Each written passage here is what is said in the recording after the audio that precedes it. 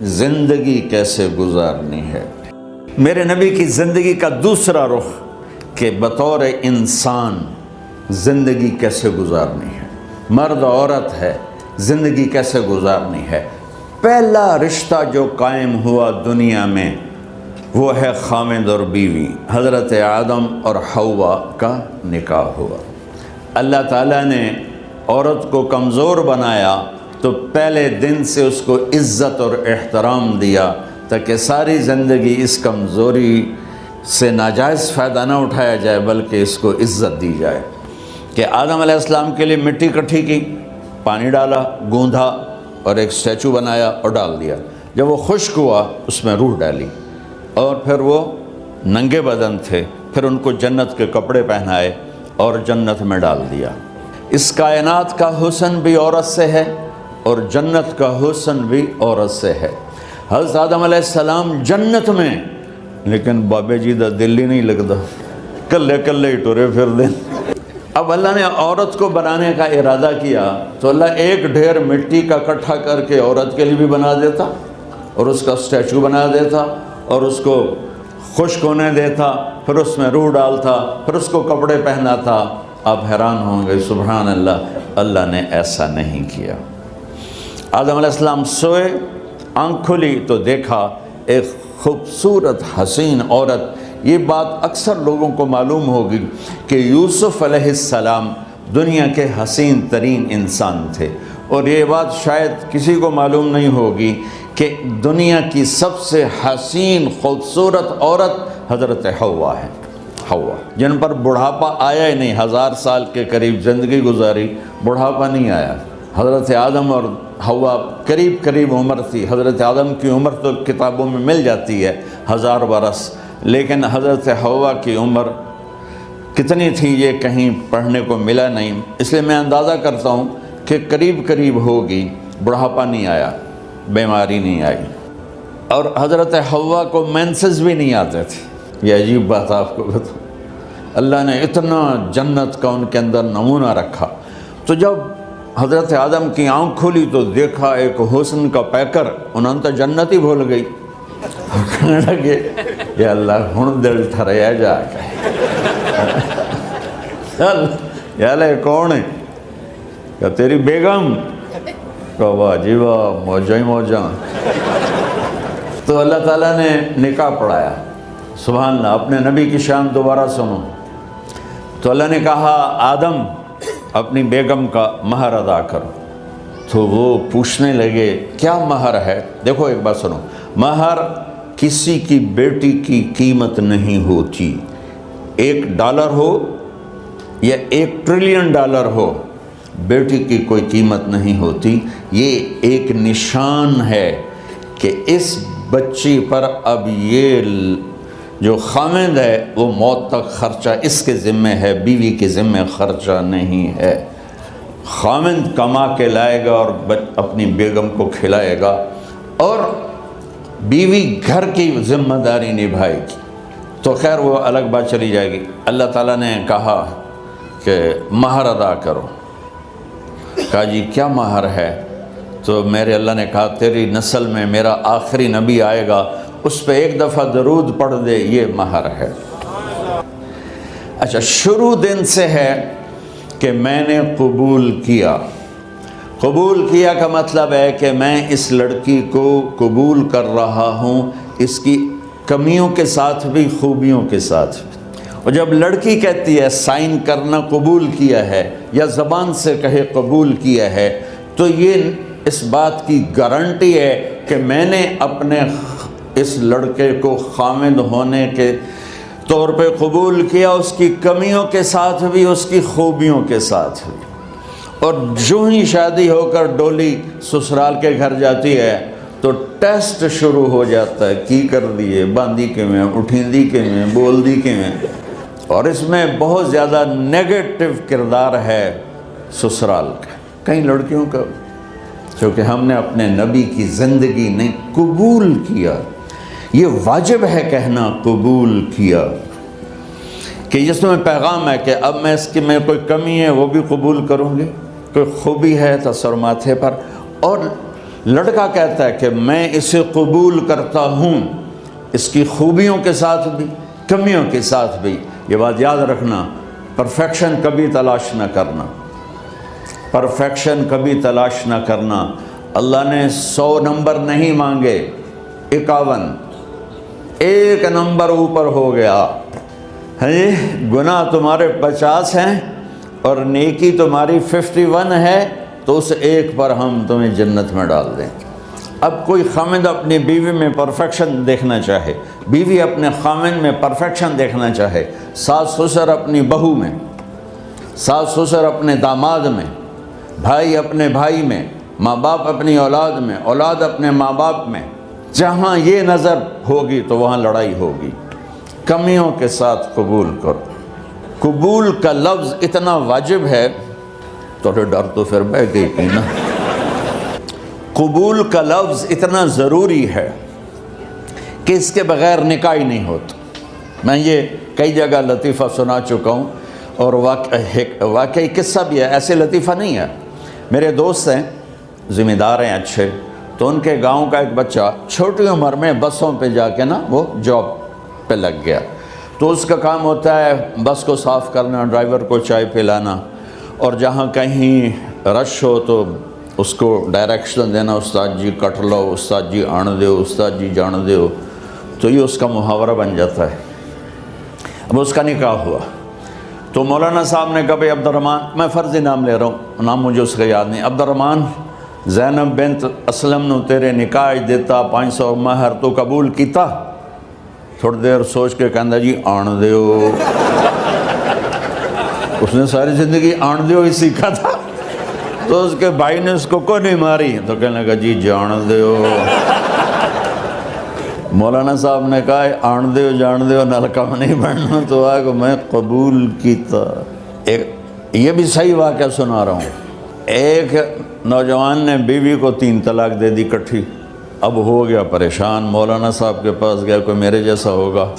مولانا صاحب 3 طلاق دے بیٹھا، کوئی مسئلہ کا حرام؟ کہا جی کوئی رستہ حرام، کوئی گنجائش حرام۔ اس نے جیب سے موٹا سا لفافہ نکالا اور مولانا کے جا نماز کے نیچے ڈال دیا۔ کہ مولانا صاحب کوئی گنجائش؟ کہ ہن تو سوچنا ہی پوے۔ کی آکھیا ہی تو اپنی بیگم نو؟ اس آکھیا جی میں آکھیا ہی 3 طلاق، اس آکھیا مبارک ہوئے طلاق نہیں ہوئی۔ میں آکھیا جی او کیویں؟ آکھے او جڑا یہ طلاق ہے عربی دا لفظ، اس سے چاکھنا پمدا ہے طلاق۔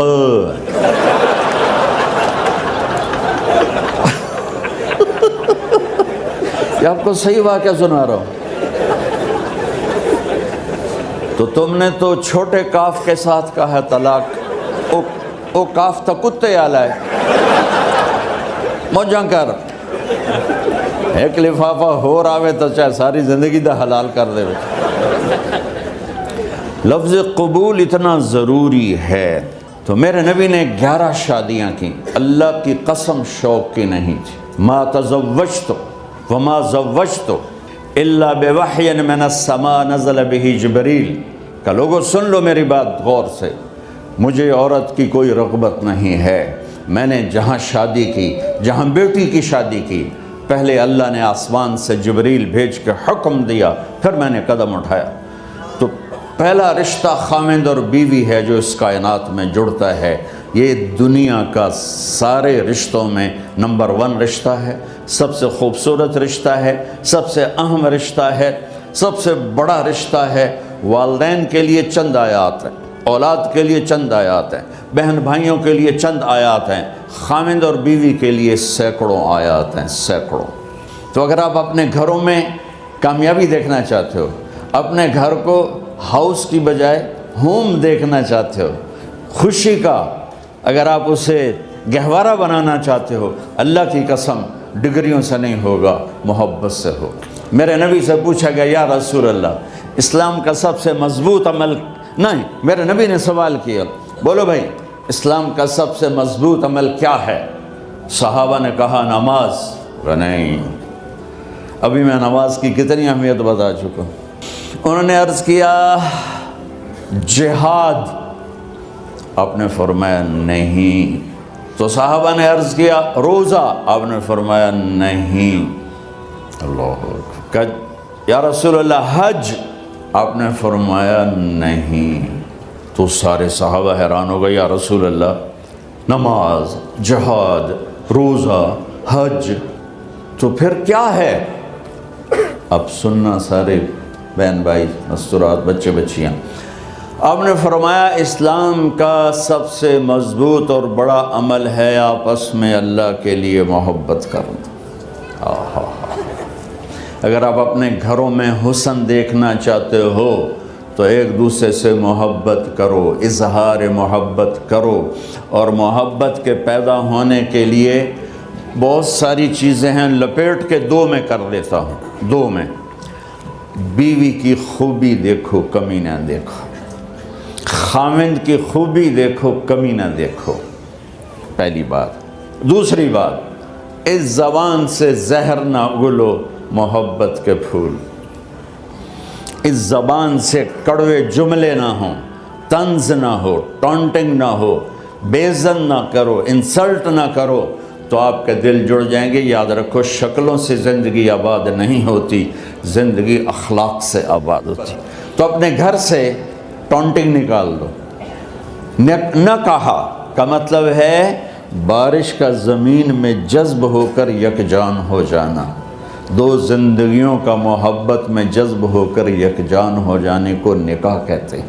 نہ کہا آنکھوں میں نیند کا اتر کے سلا دینا، نہ کہا خاوند اور بیوی کا ایسی محبت دینا کہ چین کی نیند آ جائے، نہ کہا اعتماد کرنا، بھروسہ کرنا، خاوند بیوی پہ بھروسہ کرے، بیوی خاوند پہ بھروسہ کرے۔ اے نوے لوک لوک کے فون چیک ہو رہے ہوئے، کال کتنے کی تھی، کال کتنے کی تھی۔ عزت دو، اعتماد کرو۔ چوتھا مطلب درخت کا چھاؤں بنا دینا، نہ کہا میاں اور بیوی، خاوند اور بیوی کا محبت کی ایسی چھاؤں بنانا کہ اس کے نیچے اولاد کا پودا خوبصورتی سے پیدا ہو سکے۔ نہ کہا، اصل لفظ نکاح کے مطلب بتا رہا ہوں، نہ کہا مریض کو، کدھر ڈاکٹر بیٹھے ہیں، میرے سامنے بیٹھے ہیں، مریض کو دوا ایسی دینا کہ وہ شفا یاب ہو جائے، آپس کے ایسے تعلق بنانا کہ زندگی کو شفا مل جائے۔ میرے بھائی بہنوں، میں آپ کو اپنے نبی کی زندگی بتا رہا ہوں۔ میرے نبی نے 11 شادیاں کی، اللہ ذوالجلال کی قسم، صرف ہمیں زندگی سکھانے کے لیے کہ گھر کی زندگی کیسے ہوتی ہے اور اولاد کو کیسے پالا جاتا ہے۔ اب لوگ کیا مجبوریاں ہیں کہ عورت بھی جاب کرتی ہے، مرد بھی جاب کرتا ہے۔ عورت کی سب سے بڑی جاب اپنی نسل کو پالنا ہوتا ہے۔ جب یہاں ٹائم نہیں ملتا بچے کو، نہ ماں سے ملتا ہے نہ باپ سے ملتا ہے، تو پھر وہ جنگل کا پودا بن جاتا ہے۔ یہ تو وینکوور ہے، فیصل آباد کی بات سناتا ہوں۔ میرے بچے جس اسکول میں پڑھتے تھے ان کے پرنسپل سے میری دوستی تھی، میں ملنے گیا ایک دن، تو کہنے لگے جی عجب واقعہ ہوا ہے کہ یہاں 2 بچے پڑھتے ہیں، ان کی ماں بھی ڈاکٹر ہے اور باپ بھی ڈاکٹر ہے، تو وہ دونوں آئے ہیں میرے پاس کہ ہمارے بچوں نے 3 دن ہو گئے ہیں گھر میں کھانا نہیں کھایا، تو ہم پریشان ہیں، ہمیں بتاتے نہیں، کائنڈلی آپ پوچھ کے بتائیں کہ وہ کھانا کیوں نہیں کھا رہے۔ ایک باری کر کے بھی کھا دو۔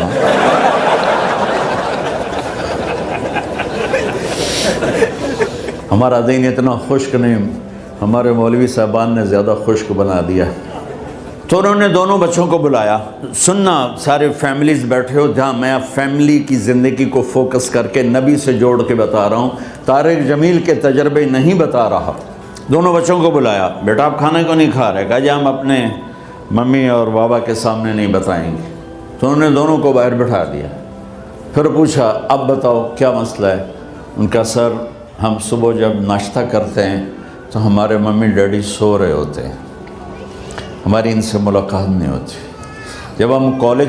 جب ہم اسکول سے واپس آتے ہیں تو ممی ڈیڈی اپنے میڈیکل کالج میں ہوتے ہیں، ہاسپٹل میں ہوتے ہیں، تو ہمیں ان کو دیکھنے کا موقع نہیں ملتا۔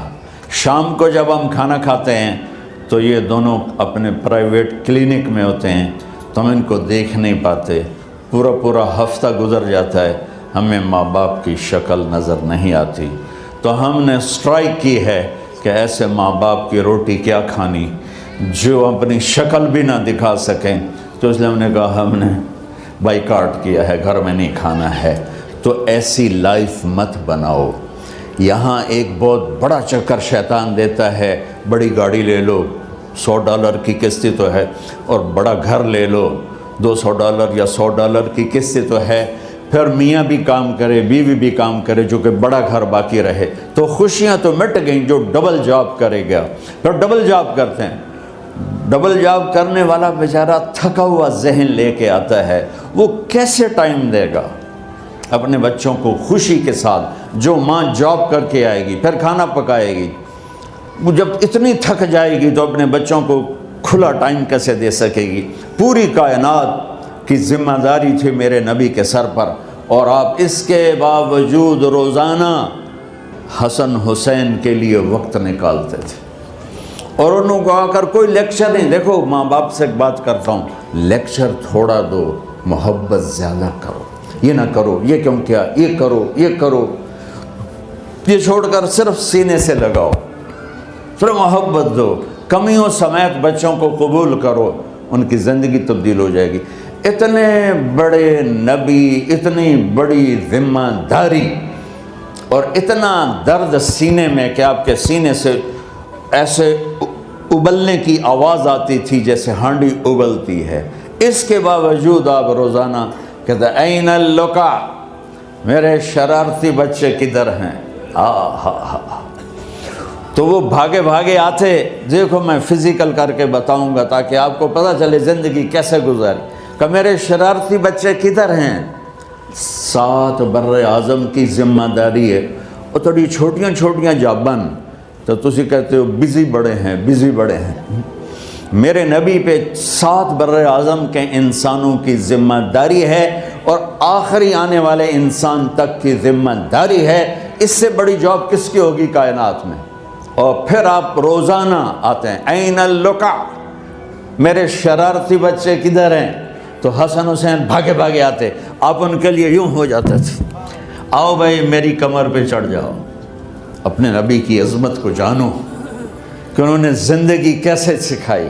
چاند کے 2 ٹکڑے کر دینا کوئی معمولی بات ہے، آسمان چیر کے چلے جانا معمولی بات ہے، ایک زندگی سکھا کے جانا سب سے بڑی بات ہے۔ کتنی اولادیں برباد ہو گئی ماں باپ کی وجہ سے، کتنے گھر اجڑ گئے ساس سسر کی وجہ سے، کتنے گھر اجڑ گئے لڑکی کے بدتمیز ہونے کی وجہ سے، کتنے گھر اجڑ گئے لڑکے کے شرابی اور باہر کی گندگی کی وجہ سے۔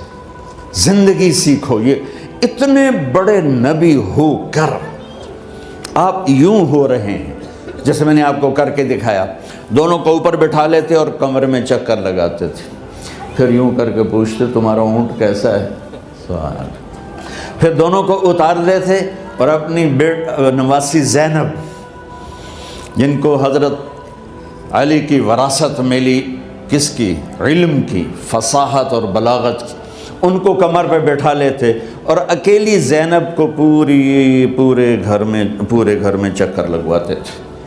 اور بھی دکھ ہیں زمانے میں محبت کے سوا، راحتیں اور بھی ہیں وصل کی راحت کے سوا، کیا صرف کمانا ہی کام ہے؟ ادھار کی زندگی سے بچو، خوش و خرم رہو، اس کو قسط دینی ہے، یہ قسط دینی ہے، یہ قسط دینی ہے، یہ دینی ہے، سر میں درد نہیں ہوگا تو اور کیا ہوگا؟ تو آپ اتنے بڑے عظیم ہو کر وقت نکال رہے ہیں۔ اور حضرت ابو ہریرہ فرماتے ہیں میری آنکھوں نے دیکھنا سارے کہ آپ نے کبھی حسن کبھی حسین یہاں جیسے مائیں کرتی ہیں ادھر کھڑا کیا ہوا ہے اور جھولا جھلا رہے ہیں ایسے، اور ان کے دونوں ہاتھ پکڑ کر کہہ رہے ہیں آ جاؤ اوپر، آ جاؤ اوپر، آ جاؤ، آگے پہاڑی ہے، اوپر آ جاؤ، آگے پہاڑی ہے۔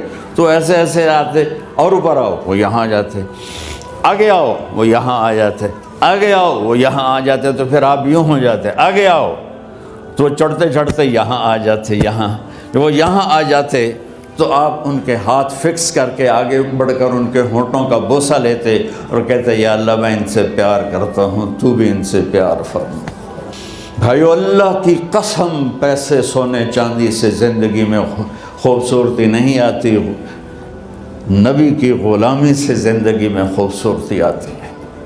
اتنے بڑے نبی ہیں اور حضرت عائشہ سے کہہ رہے ہیں دوڑ لگائیں۔ یہاں کسی مولانا سے پوچھو اپنی بیوی سے کبھی کہا اس نے کہ دوڑ لگائیں؟ الٹا سوٹا لے آتے کھل ہو جائے گا۔ عائشہ دوڑ لگائیں، اور واپسی کہاں سے ہو رہی ہے؟ دوڑ کہاں لگ رہی؟ جہاد کے سفر سے واپسی ہو رہی۔ اور آپ نے اپنے صحابہ سے کہا سب آگے چلے جاؤ۔ جب سارے آگے چلے گئے اور کوئی نظر نہیں آ رہا تو آپ نے کہا عائشہ آؤ دوڑ لگائیں۔